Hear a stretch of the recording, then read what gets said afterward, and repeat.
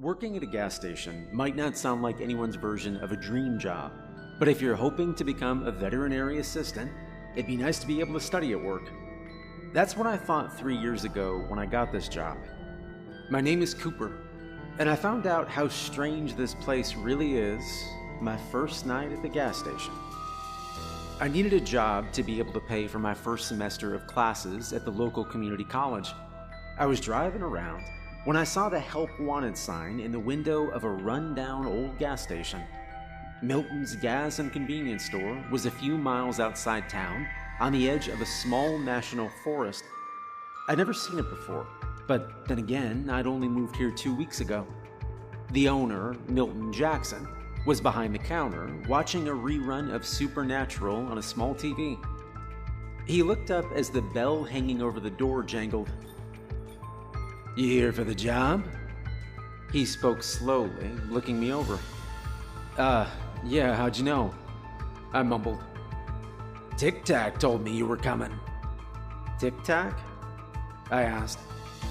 "Yeah." He nodded towards the front. "That's Tic Tac there, over the sign." There was a rusty metal sign that read Milton's Gas and Convenience Store above the door, and perched on top was a huge black and white crow. "I named her Tic Tac because she likes Tic Tacs, and popcorn and gummy bears. But I wouldn't name her Gummy Bears because, that's not dignified."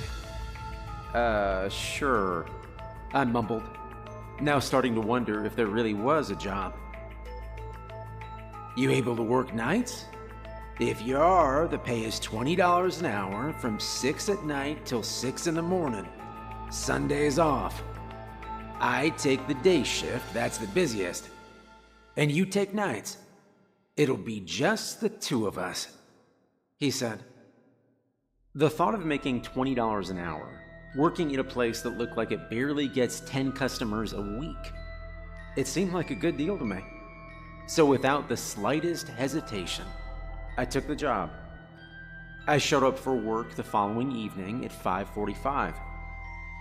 Milton told me I was expected to keep the shelves and counters clean and stocked, showed me how to work the register, and gave me his home phone number and a key to lock the front door in case of emergency. He said I could help myself to snacks, and there was an electric hot plate in the office if I wanted to heat up a can of soup. And then he unlocked a drawer underneath the cash register and brought out a red notebook. Written in bold black letters across the top were 3 words: "Always keep watch." "Now this here," he said, "is what you really do. Read this after I leave. You're not going to believe everything at first, but eventually you will. Just do your best, and Tic Tac will warn you if anything is coming." I started to ask what could be coming, but he just shook his head, tapped the notebook, and said he was going home to cook dinner. He said he would see me at 6 a.m., and then he walked slowly out to his old truck and just drove away. I stood at the front door, looked up at the crow, and said, "Okay, Tic Tac, I guess it's just you and me for the rest of the night." The first thing I did was familiarize myself with the store. I also wanted to make sure there was no one else in the building, so I checked out the bathroom, the storage room, and the small office. All clear. That done, I got myself a can of Coke from the refrigerated section, settled onto the stool behind the counter, and I opened up the red notebook. Listed in numerical order, in careful hand-printed letters, were several pages of instructions. Number 1, do not alter this book. Do not erase or change any words. When new information is discovered, add to the back of the list. Number 2, customers. If customers ask about campsites, direct them 2 hours north to the Hadley Preserve. Tell them about Hadley's beautiful views, clean restrooms, and the campsite right next to the river. Play it up as best you can. If they insist on staying in one of our 7 campsites, Check their clothes for the color red. Do anything you can, from offering cash to outright stealing, to get them to remove anything red. Number 3, the color red attracts the watcher. Never go into the woods wearing red. In fact, it's best if you don't wear red while you're working here. No red t-shirts, no red tennis shoes, and don't have a red car parked out front.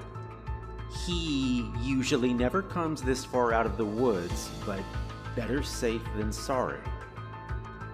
I stopped reading, picked up my can of Coke, and I walked over to the front door.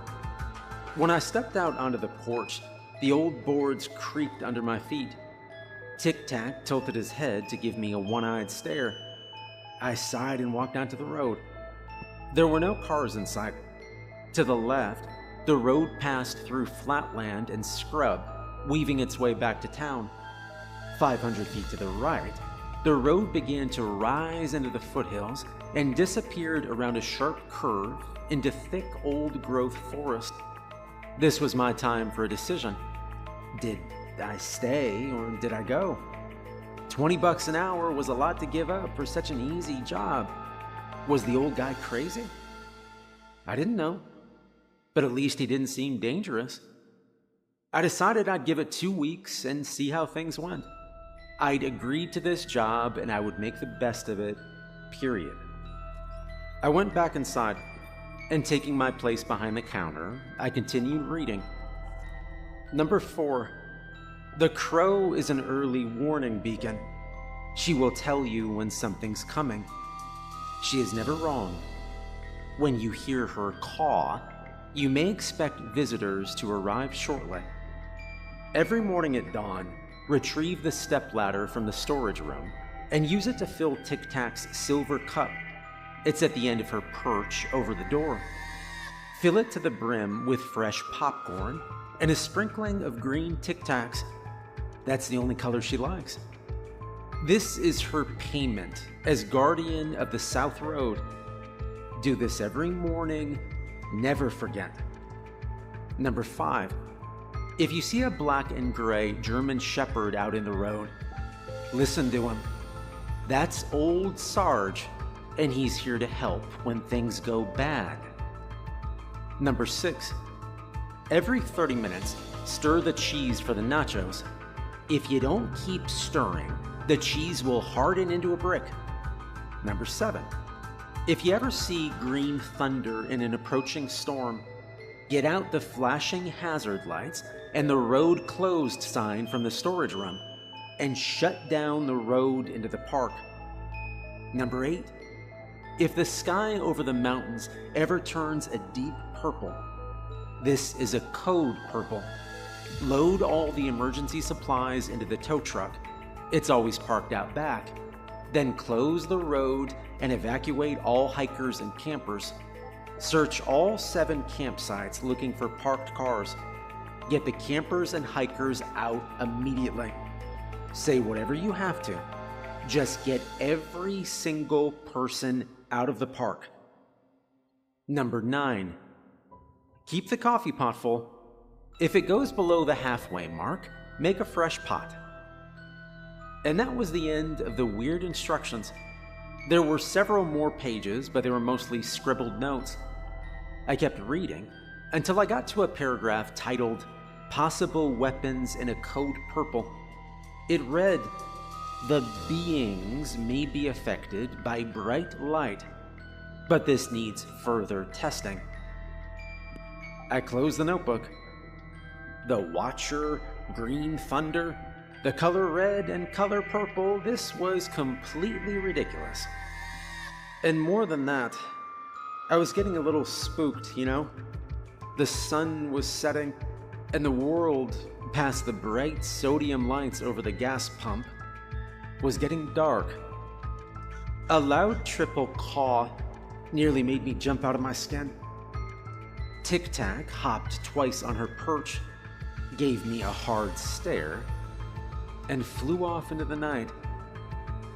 I was alone, and apparently, something was coming 15 minutes later, a hatchback pulled up to the pumps. The back was piled with camping gear. I breathed a sigh of relief when a woman got out, swiped her card, and started filling the tank. I'd been here since 6, and it was nearly 9 now. This was the first person I'd seen in almost 3 hours. I watched her check to see that she had her keys, and then head towards the front door. She was tall, thin, and dressed for hiking, in jeans and heavy boots, with long brown hair pulled back in a ponytail. I could see a plaid shirt under a lightweight jacket. I was looking forward to having some interaction with another human being. When the bell jangled over the door, she walked in, and the smile froze on my face. The jacket she wore was bright red. I watched as she went through the snack section, picking out 3 packs of beef jerky, marshmallows, and a giant-sized 3 Musketeers. My mind was racing through possible scenarios. So I tell her she's the 1,000th customer and she can trade her jacket for anything in the store. Nope. I mean, her jacket looked pretty expensive. She probably wouldn't go for that. Do I put my hand in my pocket and tell her this is a stick-up? Give me your jacket? I mean, that sounded ridiculous, and it will probably land me in jail. I could just ignore the crazy old man. But no. I mean, I said I would do this job to the best of my ability, so... She placed her items on the counter, and as I rang her up, I asked her where she was heading. Smiling, she said, "I'm headed up to Red Rock Canyon. It's not much further, is it?" "I'm new around here," I replied, "but I think it's about 45 minutes up the road. If you drive another hour farther north, you could camp at the Hadley Preserve. I hear it's beautiful, and you can camp right on the river." "No," she said. "I've been driving for 5 hours. It's getting dark and I'm ready to set up camp, heat up some dinner, and go to sleep. But, I mean, maybe I'll check it out another time, thanks." "All right, well, that'll be $18.42, I said. And as she rummaged in her purse, I stammered out the only thing I could think of. "You shouldn't wear red out in these mountains." She stopped rummaging, and she looked up at me. "Oh, why is that?" "Well, because it attracts mosquitoes. Yeah, there's this new terrible breed of mosquito. And this breed, it attacks people wearing red." I smiled awkwardly, feeling like an idiot. "Okay, I'll keep that in mind," she said, as she slid a 20 across the counter and said, "Keep the change," as she headed back out the door. And I'm sure that as soon as she got in her car, she hit the door locks. Well, that went well. And, I mean, the rest of the night was quiet. And in the morning, I found the stepladder, made some fresh popcorn in the popcorn machine, and I filled the cup on Tic Tac's perch above the door. I sprinkled in some green Tic Tacs as instructed, but the crow was nowhere to be seen. Milton relieved me at 6 a.m., sharp, and I told him about my one and only customer. He nodded and said, "You can only do what you can do." The next 2 nights were uneventful. I had only one customer, and he wasn't wearing red. I resigned myself to making $20 an hour for doing very little work. I just had to follow Milton's instructions. After straightening the store, I spent the night reading and watching YouTube on my phone. At 5 a.m., Tic Tac gave 3 sharp caws before she flew off into the dark. 20 minutes later, a police car pulled into the parking lot. An officer got out and walked into the store. He identified himself as Officer Jim Langston, and he was investigating a missing person. When he showed me a printout of a woman, my heart sank. Her long brown hair was pulled back into a ponytail, and she was wearing a red jacket. My first customer. And I told the officer everything. Well, everything but the mosquito story. I'd left that out. He wrote down what time she left, where she was headed, what her car looked like, and what she purchased. He asked if anyone was with her, and I said she was alone. Before leaving, Officer Langston handed me a photo and said to put it up on the bulletin board with the others. It was 5:45. The sun was just starting to break through the clouds, and I stepped out onto the porch and watched the flashing lights of the police car fade away. The bulletin board was on the left side of the porch. Until today, I hadn't paid any attention to it. It was large, maybe 6 by 8, and it was covered with paper notices. There was the typical notice of a car for sale or a lost dog, but mixed in among those was an unusual amount of missing people. There was no certain age or race, but they all had one thing in common. They were all wearing something red. Maybe there really was something strange going on in these woods. After that morning's visit by the police, I started to take my job more seriously. Every night at work, I looked over the park maps, and I tried to memorize the campsites and various trails. I started keeping a record of where people were going and how long they planned to stay. I even got Milton to write down people's names, what they were driving, and which campsite they were staying at. I tried getting him to explain the Watcher and Code Purple, but his answer was always the same. "You'll have to see those things for yourself, boy." 2 weeks later, a couple stopped for gas. They had a little boy with them in an old Volkswagen van. I noticed a red tent tied to the roof, so I told them we were having a promotion at the store. They could trade in their old tent for any tent we had. We did have an excellent selection of camping supplies. While they considered my offer, I said I'd throw in a new camp stove, and that closed the deal. A few weeks after that, a guy drove up with his gear piled into the back of his pickup truck. While he was in the restroom, I stole the red sleeping bag out of his truck and replaced it with a top-of-the-line green one. He never even noticed. My scariest moment was around 7 in the evening one night. A mom was camping with her little girl, and they stopped for gas and supplies. The girl looked to be around maybe 5 or 6. She wore a purple t-shirt with her name Bella written in sparkles on the front.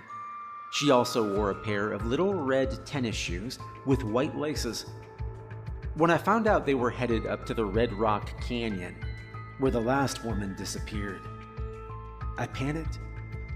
I tried everything, including telling the mom there were daily glitter craft parties for campers at the Hadley Preserve. Nothing worked. I was seriously thinking of following them in my car to stage a minor accident when TikTok saved the day. As mother and daughter were headed out the door, the little girl heard a soft cooing from above. She stopped to look up at the huge black and white crow. And as she did, TikTok left her a present. A large puddle of bird crap landed right on her on one of her little red shoes. The mom swore, gave me this dirty look, grabbed her daughter, and hurried to the car. From the counter, I could see her removing her daughter's tennis shoes, throwing them into a plastic bag, and putting them in the trunk. Mission accomplished. As a reward, Tic Tac and I split a full bag of gummy bears. And things went on like this for a while. I was beginning to think that I had things under control. When everything went to hell, all in a single night. It started when I arrived at work at 6, and I found the gas station empty. The store was unlocked. His truck was parked in the lot, but no Milton. I searched everywhere, inside and out, and nothing. I called his home phone number, but Milton didn't have a cell and there was no answer. And as I was standing there, phone in hand, I heard a dog barking. Walking outside, I looked to the right, and there in the middle of the road stood a large black and gray German Shepherd, barking his head off. That must be old Sarge, I thought, remembering his name from the notebook. And hadn't it said I should listen to him? Standing there, not sure of what to do, I felt a current of air rush past as Tic Tac flew by. She glided over the barking dog and flew up over the trees towards the park. My eyes followed her flight, and that's when I noticed that the sky over the park was this deep, dark purple, and it was slowly turning like the formation of a tornado. Oh shit. What did the book say? Evacuate the campers and hikers? Shut down the park, right? Load all the emergency supplies in the tow truck. I ran back into the store and I grabbed the keys to the tow truck. In about 4 minutes, I'd thrown all our emergency supplies in the back and was pulling out of the parking lot. I made one quick stop at the park entrance to throw out some orange cones and the road closed sign, and then I floored it. And I followed that dog. As fast as I drove, that dog, it was always 100 feet ahead of me. And when we reached campsite 1, the dog turned off the road, ran past a blue SUV in the parking lot, and dove into the trees. I slammed on the brakes and I followed, running. Every couple of minutes, old Sarge would bark, so I followed the sound until I burst out into a clearing. It took me a minute to register what I was seeing. There was a dad, his teenage daughter, and a little boy. They were sitting by a campfire roasting marshmallows with old Sarge barking frantically, not 3 feet away. He was right in their face, and they didn't even see him.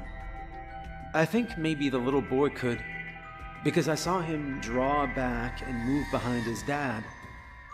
They did look startled when they noticed me, standing by the woods trying to catch my breath. You gotta go. Didn't you see the sky? The tornado coming. I managed. The dad looked up at the darkening purple sky, and he finally did start to question. I didn't hear any storm warnings when we drove in today. He said, it came up suddenly. Emergency personnel are on the way, but you need to go now. I said,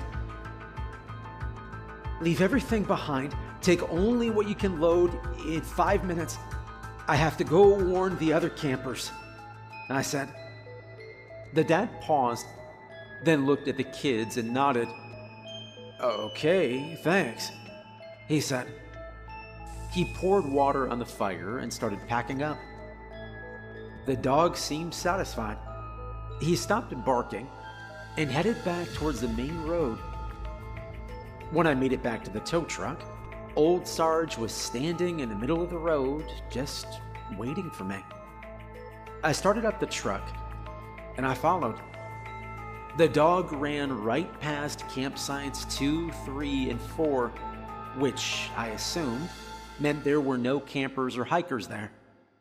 But when we got to number 5, he just flew past a green Toyota, the only car around, and headed back into the woods. As I jumped out of the tow truck, the wind began to pick up, and I followed the barking. And this time when I broke through the forest, I was at the top of a long hill.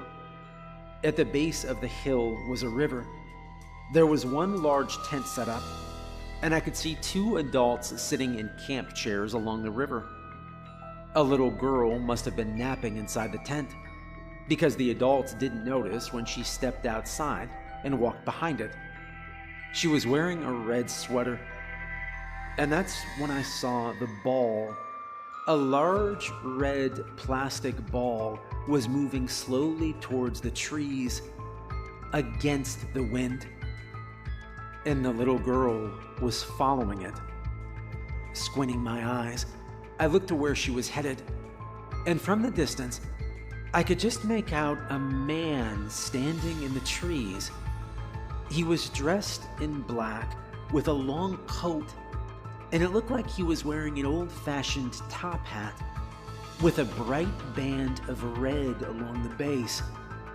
I saw his long, bony fingers pointing at the red ball like he was calling it forward. I realized right then that this was the Watcher, and my heart sank. I knew I'd never make it there in time. And that's when the dog took off. Growling and snapping, he headed for the man in black. The little girl was only about 20 feet away from the woods when the dog reached her. He stopped a few feet in front of the girl, blocking her path. And the girl could clearly see the dog because she reached out to touch him. And old Sarge turned and licked her face.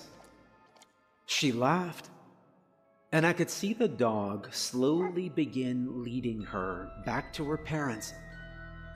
I was running now, halfway down the hill, when I noticed that both the man with the top hat and the big red ball were gone. At the river, I told the parents about the tornado warning, and that got them moving. They were packed and heading towards the city by the time I got back to the top of the hill. There were only 7 campsites with parking. Old Sarge raced past number 6, so there was only one more to check. Campsite 7 was known by the locals as Red Rock Canyon. I'd spent many nights looking through the trail maps, and I knew there was a small maintenance road that ran alongside the trail, all the way down the river. So this time, instead of running through the woods behind the dog, I turned onto the maintenance road. It was barely wide enough for the tow truck to make it through, but I drove as fast as I could. The tow truck jolted its way over large potholes and rocks along the road. Coming around a wide curve, I had to slam on the brakes. There was a hiker standing in the road. He had a large rucksack on his back, and he was staring directly at me. But he didn't move a muscle. He looked terrified. I could see he needed help.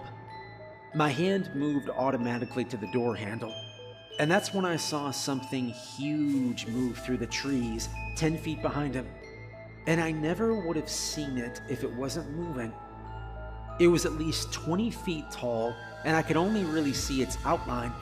The creature's torso, head, arms, and legs were nearly invisible. It was like looking through water. It was clear, but wavering. Its body was massive, and its arms reached almost to the ground. It stopped a few feet into the trees, and then its head snapped around to the hiker. The creature lumbered forward until it towered over him. Now it was right behind him. His eyes were just locked on mine. I thought about honking the horn to distract it, but the hiker was between us, and if it took one step, I think it would have crushed him. And that's when I remembered the notebook. There was something about light being used as a weapon. I hit the switch for the bright lights that ran across the top of the tow truck, praying that maybe that would work. And the creature screeched and stumbled back. And that's when the dog ran out of the woods, across the creature's path. Old Sarge was growling and barking as he backed up, drawing the beast away from us. It screamed again, and then it went after the dog, and they both disappeared into the forest. As soon as it seemed safe, I jumped out of the truck and I ran to the hiker. I quickly shoved him and his gear into the passenger seat, and then I floored it back to the main road. And by the time we got back to the gas station, I found out that his name was Samuel. He'd been doing some solo hiking for the past 2 weeks. This had been his last stop before going home. Samuel, still in shock, laughed and said, "Hey, This really was almost my last stop. You know, like permanently. And then almost in a whisper, he said, "What was that thing?" I answered honestly, "I don't know, Samuel." We got back to the store around midnight. He called a friend to come pick him up. While we waited, I got us a couple of Cokes, chips, and some beef jerky. He asked if the dog would be okay, and I said, "I hope so." I almost said, "You can see the dog?" But I stopped myself, thinking that would lead to a lot more questions. Questions that I couldn't answer. After he left, I got a call on my cell. It was Milton. Turns out he'd had a heart attack. A random customer found him collapsed on the floor of the gas station and called an ambulance. Luckily, it was a mild one, and with medication, he should be back on his feet in no time. In the end, I decided to stay. I'm needed here, and maybe I can't exactly explain what's going on, and I still haven't seen the green lightning, but I think I'm gonna stay, you know? At least for a while. When I first got this job, I thought Milton was just some crazy old man. But now, I think that maybe he's the gatekeeper. And I guess that makes me the gatekeeper's apprentice. Alright, so I work at a gas station in the middle of nowhere, where strange things happen every day, but you know what? It's not boring. The first step to recovery is admitting you have a problem. My name is Cooper, and I think this might be my dream job.